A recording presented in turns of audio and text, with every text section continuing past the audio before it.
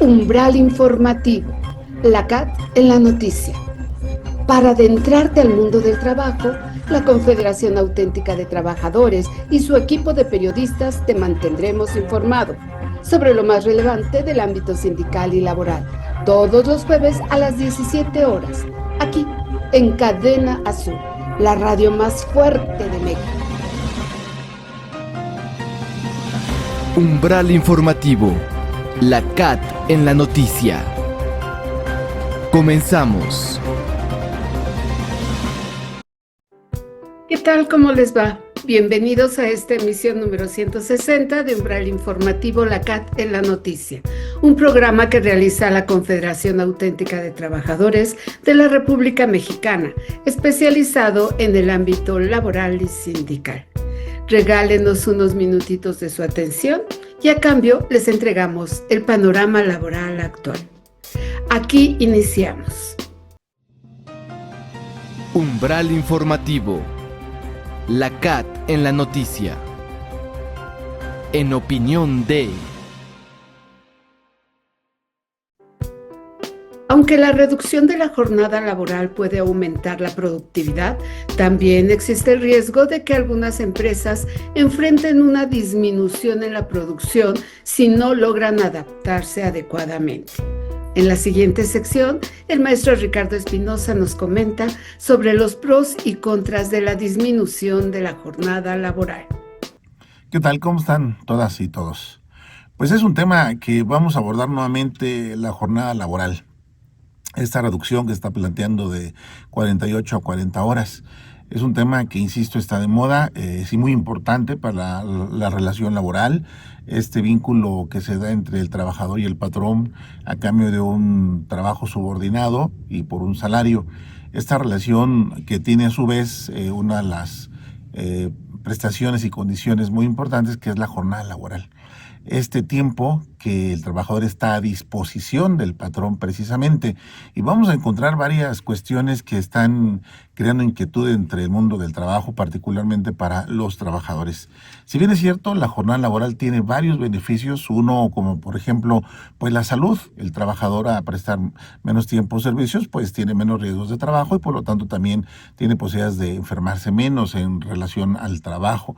Tiene una ventaja la reforma laboral, pues que no le van a disminuir el salario, por ejemplo. También le va a dar una estabilidad en el empleo para que no lo pueda despedir con motivo de esta situación de la jornada laboral. Entre otras cuestiones, son algunas de las ventajas que tiene el trabajador, pero tiene otras desventajas, que es donde nos preguntamos muchas veces, ¿está ganando el trabajador con esta reforma laboral? Por ejemplo, pues se está agregando en la reforma tiempo efectivo de trabajo. Eso significa que se va a cuantificar momento a momento la actividad laboral y por lo tanto la productividad laboral. Significa que si dejas de trabajar, entonces no se computará la jornada laboral, se sumará al final de cuentas. El tiempo extra se recorre de las 9 horas a 12 horas dobles, en todo caso prácticamente obligatorias, y a partir de la 13 triple, cuando tenías 9 y no necesariamente te tendrías que quedar a trabajar porque la jornada de 48 te daba la oportunidad de cubrir mejores tus tareas, ¿verdad? Seguramente desde mi punto de vista va a precarizar, va a disminuir el salario al final de los tiempos. ¿Por qué? Porque el patrón podrá opcionalmente despedir a los trabajadores con causa o sin causa y contratar nuevos con salario menor porque va a haber menos tiempo de trabajo. También va a precarizar el empleo como tal porque podría ser más barato contratar trabajadores con salario menor, con no tanta capacidad o calidad o capacitación para desarrollar los trabajos. Yo creo que esta reforma sí es de cuestionarse en ese sentido.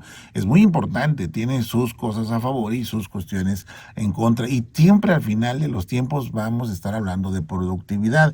Esta combinación entre el trabajo productivo, los bienes que se producen, el tiempo que se produce, la calidad, en fin, tiempos de entrega y todo lo que implique la productividad se va a ver mermada por este tipo de desventajas, como señalé al último. Y realmente yo considero que la pregunta final, ¿beneficia a los trabajadores este tipo de reforma cuando inclusive no se está dando el sábado como día de descanso? Habría que pensarle, ¿no? Gracias. Umbral informativo, la CAT en la noticia. Resiliencia sindical. como un homenaje a quienes hace 110 años abrieron el camino para reconocer el papel de las mujeres en el desarrollo de nuestra nación, se celebró el primer Congreso Feminista 2026. Hace 110 años se llevó a cabo el primer Congreso Feminista en el estado de Yucatán, donde mujeres de la época pugnaban por ser parte de la toma de decisiones en la vida pública y política de México, propósito duramente criticado por los hombres, quienes dominaban estos espacios. En ese primer Congreso Feminista, mujeres como Consuelo Zavala, Elvia Carrillo Puerto y Hermila Galindo, entre otras, abrieron la puerta y marcaron el camino para que hoy las mujeres sean gobernadoras, secretarias de Estado, presidentas municipales o tengan una curul en las cámaras legislativas. Hoy, en 2026, se conmemora ese encuentro del pasado, al realizar otro Congreso Feminista en la antigua casona de Jicotencatl del Senado de la República, donde ese hecho histórico fue recordado por la senadora Laura Itzel Castillo Juárez, presidenta de la mesa directiva, al inaugurar el evento. Con este encuentro estamos abriendo una conversación con la historia y tendemos un puente entre las mujeres que hace más de un siglo se atrevieron a desafiar el orden establecido y a las mujeres que hoy seguimos trabajando para que la igualdad sustantiva sea una realidad.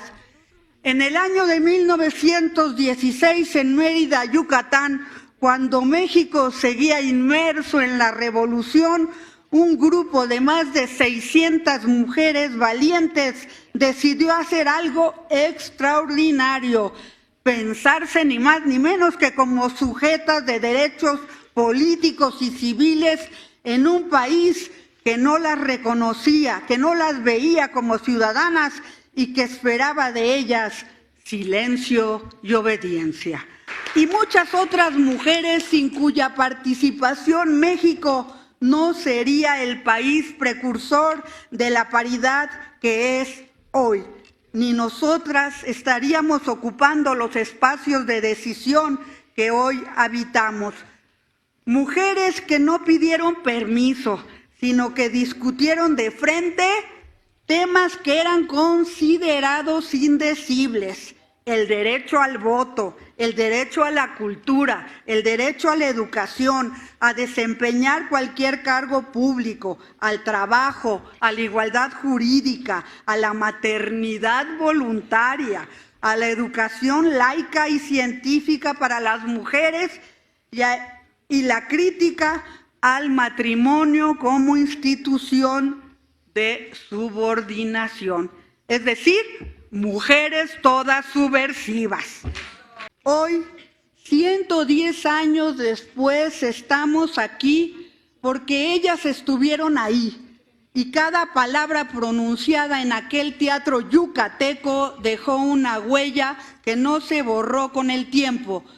Su audacia sembró una semilla que ha resistido décadas de exclusión, a veces de retrocesos y de silencios impuestos. Pero aquí estamos para dar la batalla, para seguir construyendo esta patria. En su intervención, la fiscal general de la República, Ernestina Godoy Ramos, afirmó que aquel Congreso Feminista en Yucatán fue un hito fundamental para la historia jurídica y política de nuestra nación, un acto de audacia revolucionaria que permitió grandes avances. Sin embargo, aún hay deudas con las mujeres.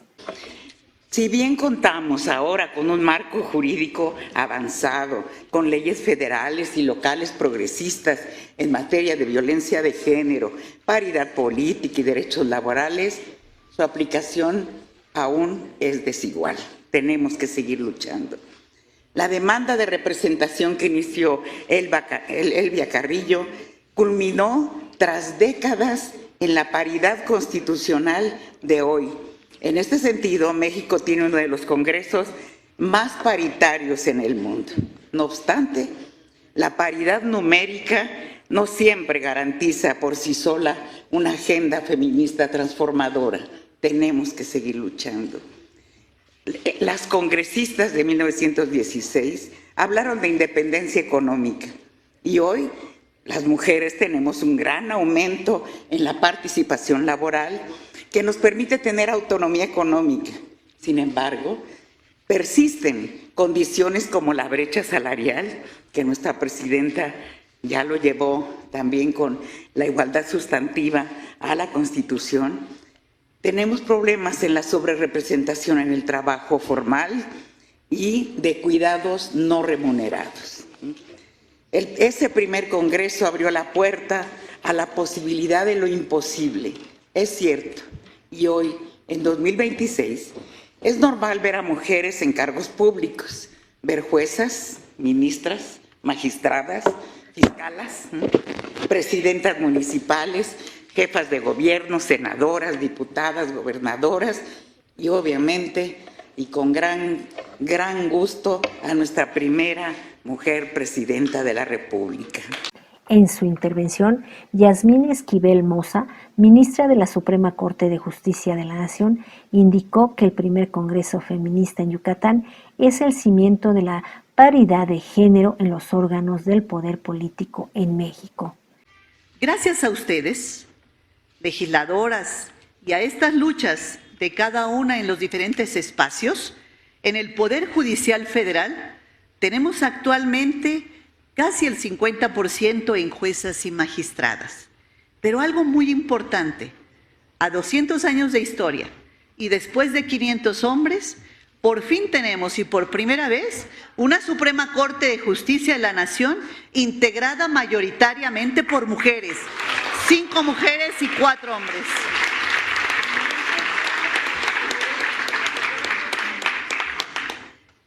Más de 600 mujeres, se ha dicho aquí, participaron en aquella ocasión, en su mayoría maestras, que tuvieron la claridad y la valentía de cuestionar las pautas que dictaban debe ser de la mujer y que exigieron igualdad, el derecho a la educación que les permitiera expandir horizontes, el derecho al trabajo y la participación política, temas que por primera vez se pusieron sobre la mesa del debate público y que sin duda tuvieron repercusión en el Constituyente de 1916, tratándose los artículos 3º y 123.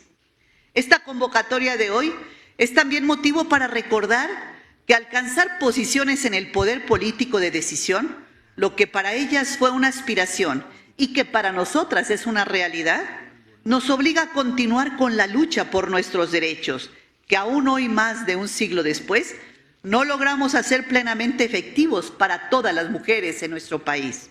Nuestra lucha ha sido histórica y hoy no ha terminado. Nos toca recorrer lo que anheló sea el tramo final de este ya largo camino y alcanzar nuestra meta, abatir la desigualdad y discriminación que hoy todavía es un doloroso presente para tantas mujeres, niñas y adolescentes en nuestro país, erradicar la violencia de género, que cada día les arrebata la vida, la dignidad en cada golpe, en cada insulto, en cada insinuación, y por fin la igualdad sustantiva. Para la representante de ONU Mujeres en México, Moni Pisani Orsini, hoy no se conmemora para mirar atrás, sino para medir nuestros alcances.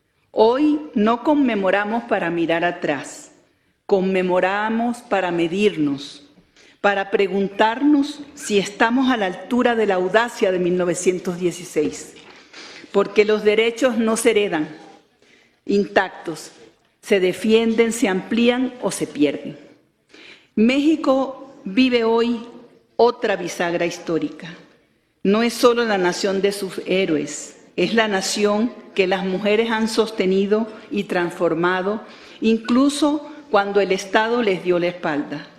Por eso importa que el Estado coloque a las mujeres en el centro del proyecto nacional, que la igualdad sea una decisión política y que existan instituciones capaces de convertir derechos en realidades. Hoy México es conducido por una mujer y eso no es solo un símbolo, es una posibilidad histórica, la posibilidad de una república que se mida por su capacidad de llegar a todas las mujeres sin excepción, para las mujeres indígenas y afromexicanas, guardianas de lenguas, territorios y memorias, para las mujeres rurales y trabajadoras, para las mujeres con discapacidad, para las migrantes, para las niñas y adolescentes, para las adultas mayores, para las mujeres de la diversidad, para todas en la universalidad de sus identidades y de sus derechos. Porque una república que no llega a todas no cumple su promesa democrática, y porque las mujeres no solo habitan la república, la hacen posible.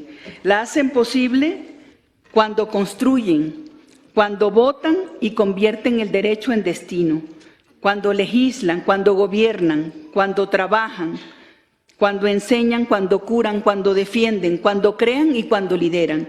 La construyen cuando transforman vidas y abren caminos donde antes había muros. Por eso, una república de y para las mujeres debe sentirse en lo concreto, en seguridad para vivir sin miedo, en justicia que no reivindica, no revictimiza, en instituciones que funcionan, en presupuestos suficientes, en políticas públicas que llegan a la última comunidad, en servicios que sostienen la vida como el cuidado y liberan tiempo, oportunidad y libertad. Durante el Congreso Feminista se presentaron 2 ponencias, una de ellas a cargo de la historiadora Teresa Evia Rocha, quien presentó una línea del tiempo sobre la lucha de las mujeres e hizo énfasis sobre 4 asuntos principales discutidos en el Congreso de 1916 y que hoy son realidad.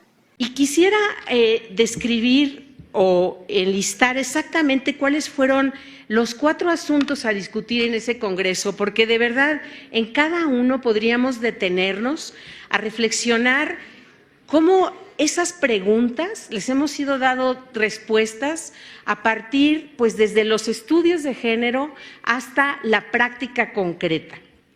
El primer tema a discutir y resolver, dice la convocatoria, que era una aspiración un poco ambiciosa, es ¿cuáles son los medios sociales que deben emplearse para manumitir, que quiere decir para liberar a las mujeres del yugo de las tradiciones? O sea, ahí ya las mujeres estaban creando los antecedentes de lo que después nosotras hablamos como la división sexual del trabajo, los roles de género, los estereotipos de sexo. La segunda era, ¿cuál es el papel que corresponde a la escuela primaria en la reivindicación femenina, ya que aquella tiene por finalidad preparar para la vida?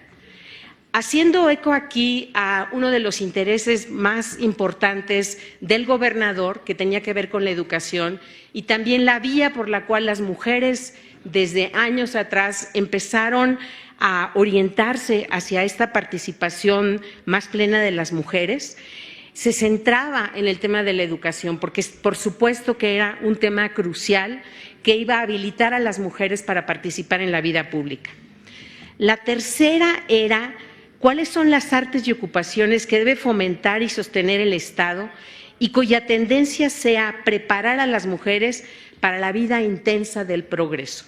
Estábamos en un momento histórico en donde efectivamente la aspiración al progreso estaba presente y desde el gobierno de Yucatán se planteaban esta pregunta de qué debían estudiar las mujeres, cuáles eran los oficios, las ocupaciones que podían corresponderles.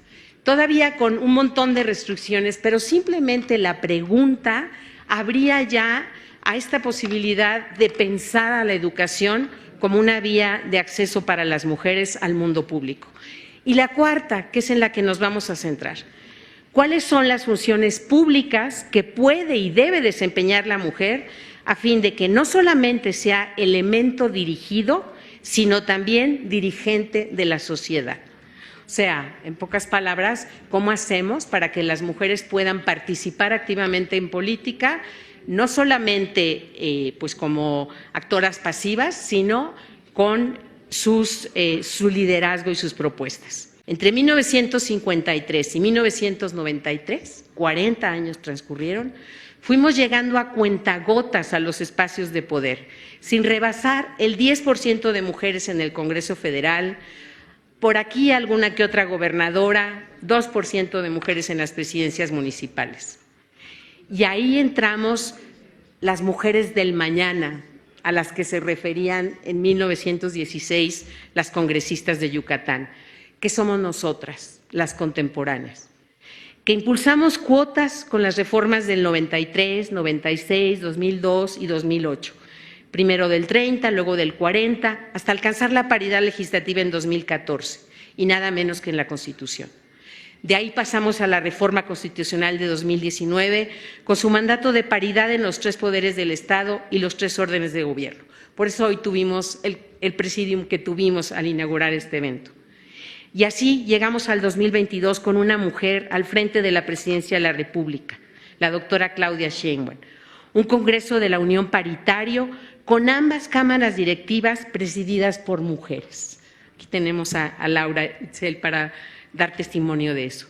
13 gobernadoras y 30% de mujeres en las presidencias municipales. Echar una mirada a lo que hemos tenido que remontar, sopesar los años de esfuerzo, entender que ha sido un trabajo ininterrumpido de miles de mujeres en todo el país, nos ayuda a aquilatar lo que ha costado llegar hasta aquí y también debe ayudarnos a preservar esa conquista. La segunda ponencia estuvo a cargo de la periodista Sabina Berman, quien destacó el papel tradicional que han desempeñado las mujeres y que hoy toca hacer conciencia. Empiezo por donde más, por la vida como es. Las mujeres somos quienes engendramos, las que parimos, damos a luz a los bebés.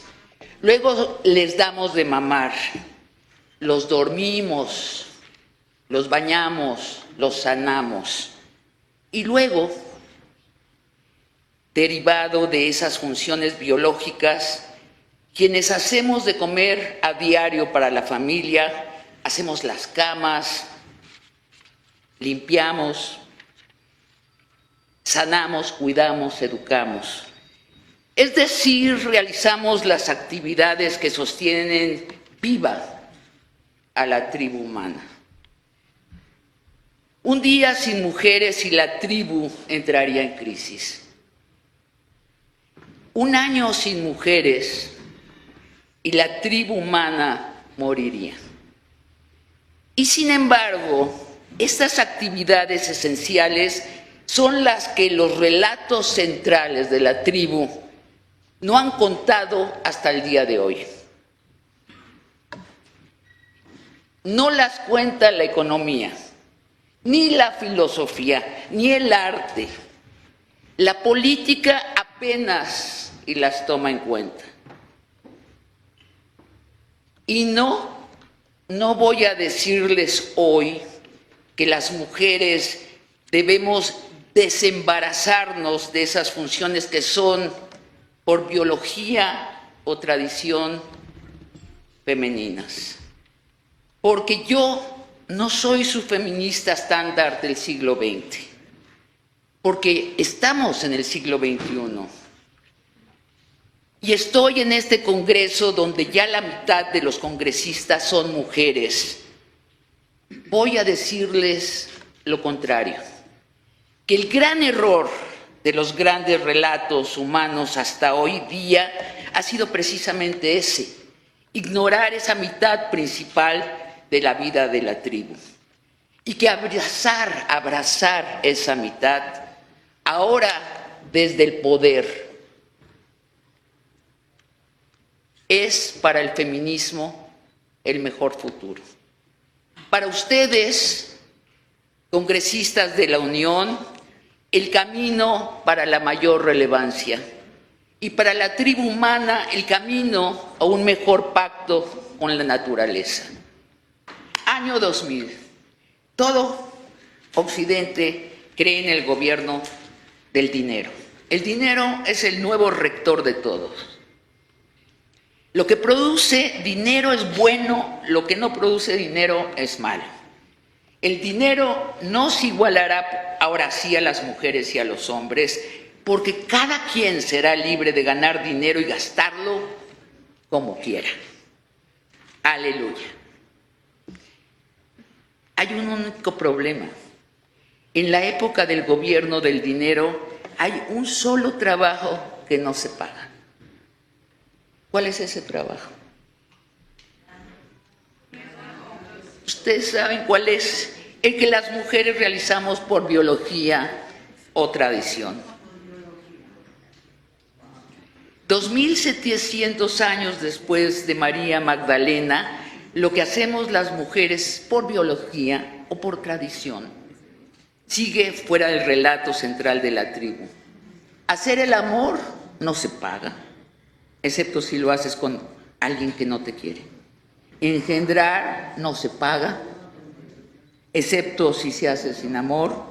Cocinar y sanar y educar no se pagan. Y cuando estos trabajos esenciales que sostienen la vida de la tribu se hacen fuera de los hogares, son las actividades profesionales peor pagadas. Hoy mismo un broker de la Bolsa de Valores de México gana cada día 3,000 veces más que una enfermera o una maestra. Del año 1980 al año 2020 se cuatriplica la riqueza del mundo, pero el aumento de riqueza se queda en manos de los hombres propietarios, mientras los salarios de los trabajadores en el mundo se congelan. Así, un ejército de cientos de millones de mujeres proletarias debe salir de sus hogares a trabajar a diario. Durante el día trabajan en los campos, las fábricas y las oficinas un turno. Y en la madrugada y en las noches trabajan en sus hogares otro turno no remunerado. Nunca más mujeres de la clase proletaria han trabajado más y por menos en los tiempos de la democracia capitalista. Finalmente, la presidenta de la mesa directiva del Senado, Laura Etzel Castillo Juárez, tras clausurar el evento, afirmó que desde el Palacio Legislativo seguirán trabajando hasta lograr la paridad. Para Umbral Informativo La CAT en la noticia, Aida Mendoza. Umbral Informativo. La CAT en la noticia. Flor que se ha convertido en símbolo de amor y amistad durante la celebración del 14 de febrero, ya que simboliza el amor sincero. Nos referimos a los tulipanes. Escuchemos. Los tulipanes son plantas bulbosas, perennes que pertenecen a la familia de las liliaceas, con más de 151 especies. Su origen se remonta a los países de Oriente Medio, específicamente en Turquía. Sin embargo, los tulipanes se encuentran expandidos por gran parte de Europa, el norte de África y el sureste de Asia. El tulipán en México, principalmente el tulipán holandés, es una flor ornamental, ampliamente cultivada en la Ciudad de México, especialmente en las zonas como Xochimilco, Tláhuac, Tlalpan y Milpalta. Así como en Atlisco, Puebla, su temporada de floración se concentra durante el invierno y principios de la primavera.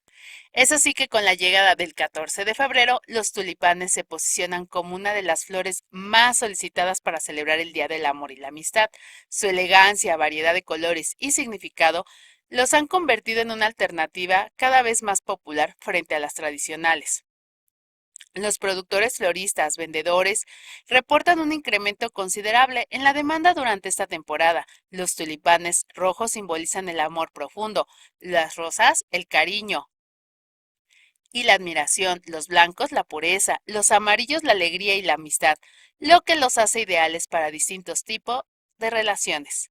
Óscar Santiago Cárdenas, productor de los viveros Charis del Estado de México, nos explica cuáles son sus variedades y cuáles son las que más se consumen. No, pues hay variedades que son más violentas o variedades que son más lentas y precisamente se ponen para que salgan más o menos en esta fecha.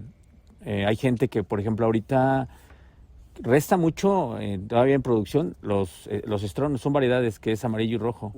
Son los que ahorita están quedando en producción. Pero finalmente en el tulipán en su buen punto todo se vende. Pero también es una planta que es de una semana.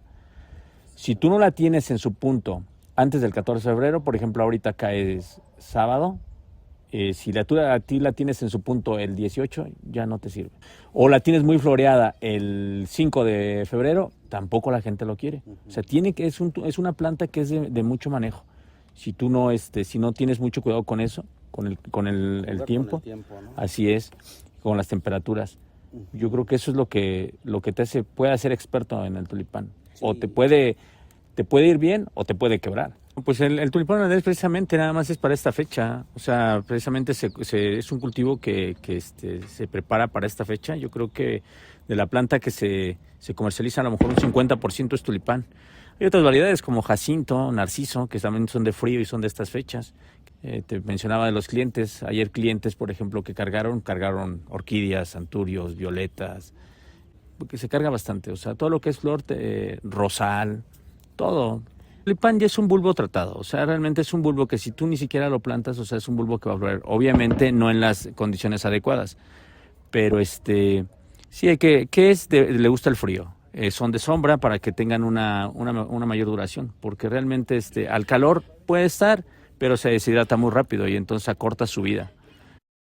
En mercados y florerías, los precios suelen aumentar moderadamente debido a la alta demanda y a los costos de importación y conservación, ya que gran parte de los tulipanes provienen de cultivos especializados. Aún así, los consumidores continúan eligiéndolos por su presentación sofisticada y su frescura. La ventaja de los tulipanes es que son plantas de bulbo, al igual que las semillas, se entierran bajo la tierra y solo queda esperar en brote la flor. Aunque el concepto parezca similar, las plantas bulbosas funcionan de manera totalmente distintas a las plantas con semillas. El tulipán es probablemente el bulbo con la flor más famosa. Esta planta bulbosa florece en primavera y soporta bien el frío. Los tulipanes son todo un clásico por sus colores y su presencia.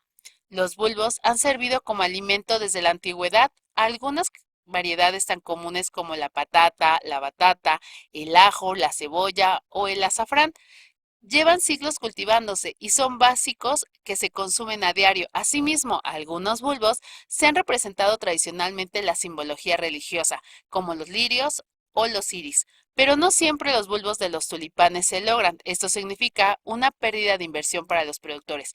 Pero te preguntarás entonces, ¿qué procede? Ángel Vázquez de Tochaplán nos los explica. Además, ¿cuál fue la producción de este año 2026? El bulbo aborta, o sea, cuando pasa eso, pues ya no sirve, ya no nos sirve. Hay muchas ocasiones que hay pérdidas porque hay mucho bulbo que aborta. Que aborta es que sí, a lo mejor sí desarrolla, saca las hojas, pero no florea, aborta, o sea, le llamamos así. El bulbo, todo, pues eso ya se tira, ya no sirve para nosotros. Mi producción anual es, bueno, que es cada año de esa planta, es el fin de año y empezando el otro año, ¿no? Es de 20,000 plantas, que son 60,000 bulbos, porque cada planta lleva 3 bulbos. Vendedores recomiendan comprar con anticipación y mantenerlos en agua limpia y fresca para prolongar su vida. Este 14 de febrero los tulipanes no solo decoran espacios, sino que también expresan sentimientos, consolidándose como uno de los protagonistas florales de la temporada. Finalmente, en estas fechas especiales, regalemos flores y mantengamos viva la tradición. Un detalle físico, una flor entregada de mano en mano dice mucho más que un mensaje por WhatsApp. Además, este gesto impulsa la generación de empleos, beneficiando a toda una cadena productiva que va desde el productor hasta el consumidor final, fortaleciendo la economía local y el trabajo de miles de familias. Aisha Argumedo para Umbral Informativo, la CAT de la noticia. Umbral Informativo, la CAT en la noticia. Ante la incertidumbre por la revisión del TECMEC, la ICC México proyecta un crecimiento económico moderado de entre 1.3 y 1.8% para el 2026. Como cada año, diversos organismos dan a conocer su proyección sobre el crecimiento de la economía mexicana. En este 2026 hay oportunidades para ir hacia arriba. Sin embargo, existen factores que pueden intervenir para que el porcentaje sea reducido. En conferencia de prensa, la Cámara de Comercio Internacional ICC México estima un aumento moderado al registrado durante 2025. La vicepresidenta nacional de ese organismo, Marlene Garayzar, proporciona los detalles. En cuanto a las perspectivas económicas para este año 2026, observamos un escenario que puede definirse como optimismo cauteloso. Después de 2025, en el que la economía mexicana mostró un crecimiento cercano a medio punto porcentual, para 2026 estimamos una expansión en un rango de entre 1.3 y 1.8%. Se trata de una mejoría relativa, aunque todavía por debajo del potencial del país.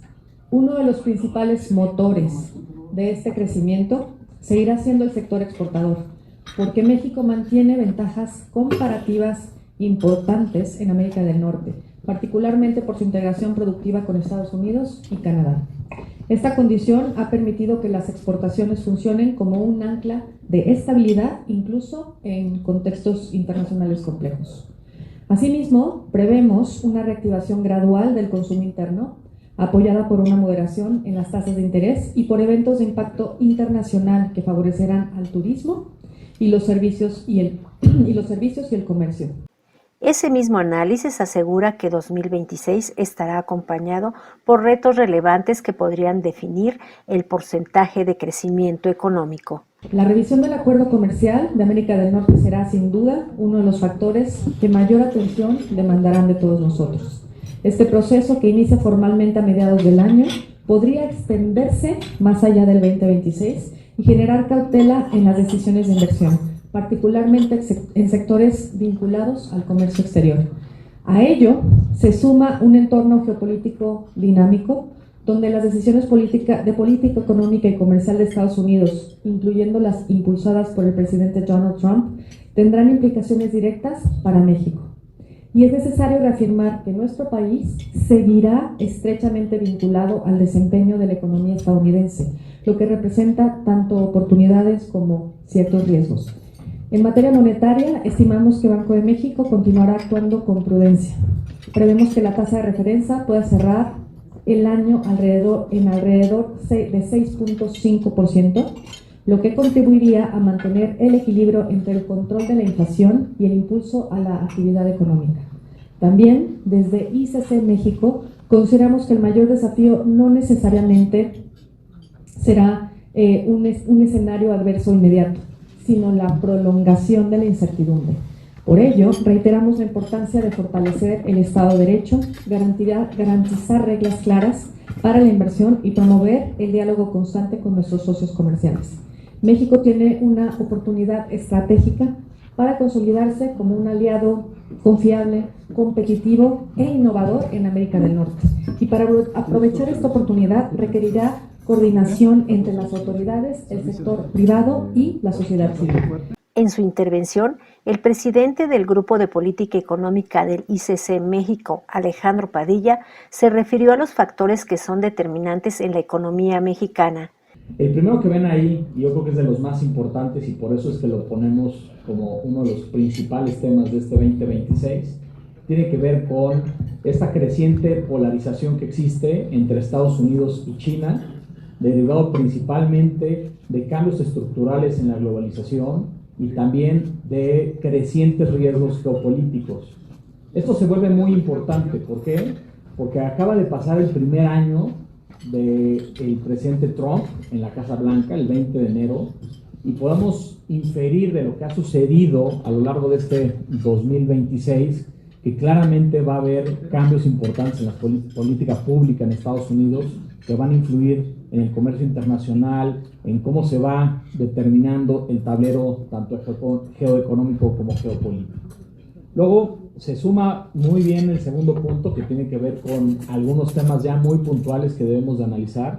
Para nosotros el más importante va a ser las elecciones intermedias en Estados Unidos el 3 de noviembre. Se vota 35 de 100 asientos en la Cámara en el Senado y los 435 asientos de la Cámara de Representantes. ¿Por qué es importante? Porque hay que recordar que cuando gana Trump la presidencia en el 2024, lo hace con mayoría republicana en ambas cámaras.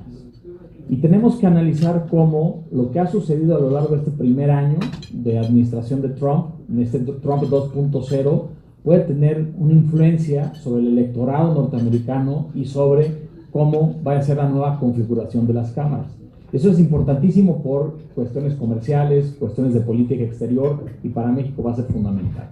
Además, estamos en un año en donde también hay comicios en América Latina. Estamos hablando de Brasil, Colombia, Perú y otros factores geopolíticos, como lo estamos viendo en el caso de Groenlandia, el tema de Venezuela a inicios del año.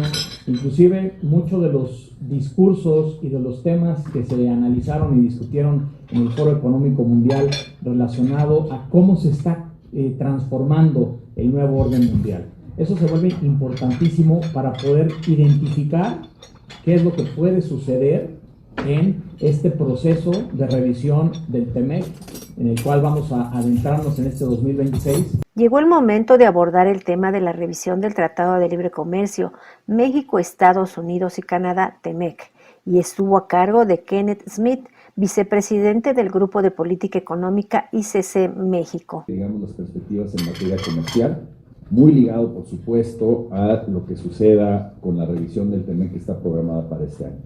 Ahora, yo creo que es importante empezar con un recuento de lo que ha sucedido en el último año y lo que sigue sucediendo en la relación comercial entre México y Estados Unidos, y por ello presentamos esta lámina con los 3 bloques principales de aranceles que enfrenta México, más o menos desde marzo del año pasado. Ustedes conocen bien los aranceles generales relacionados con migración y fentanilo, aranceles en el sector automotriz, tanto vehículos ligeros como autopartes, y acero y aluminio. En este momento, como bien lo señalaba Alejandro, lo que hizo Estados Unidos, a diferencia del trato que le brindó a otros países con los que ya tenía y tiene en vigor tratados de libre comercio, en el caso de otros países aplicó aranceles recíprocos en todos los productos, es decir, no le importó el tener ya un calendario de desgravación o de eliminación arancelaria a partir de estos tratados, y aplicó aranceles parejos, a rajatabla. En el caso de México, e impulsado mucho también por el sector manufacturero estadounidense, Estados Unidos otorgó ciertas excepciones, en el caso de los aranceles generales, a los productos que cumplan con la regla de origen del TEMEC no pagan el 25%, excepciones especiales también en materia de automotriz y autopartes, pero para todo lo relacionado con aranceles de la sección 232, es decir, las medidas de seguridad nacional, hay aranceles muy altos, de 50% en acero y aluminio.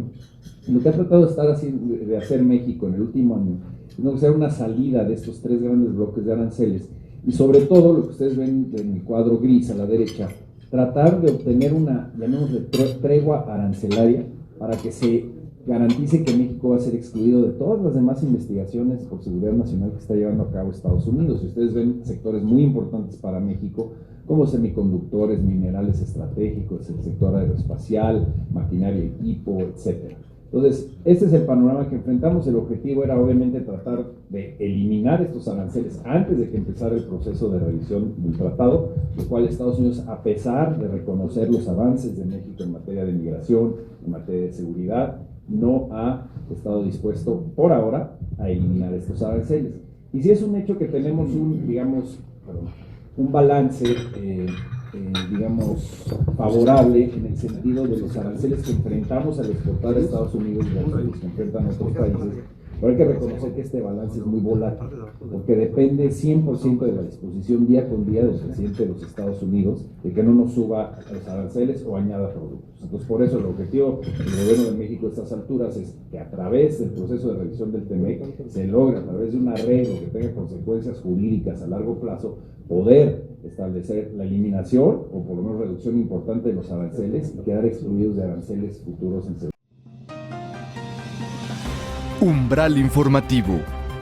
La CAT en la noticia. Llegamos así al final de Umbral Informativo, la CAT en la noticia. Como siempre, agradeciéndoles el favor de su atención y haciéndoles una invitación muy cordial para que nos escriban a Facebook Umbral Informativo, la CAT en la noticia. Yo soy Dora Garrido, les agradezco su atención y les recordamos que tienen una cita con nosotros el próximo jueves a las 17 horas, aquí en Cadena Azul, la radio más fuerte de México. Hasta pronto. Umbral informativo. La CAT en la noticia.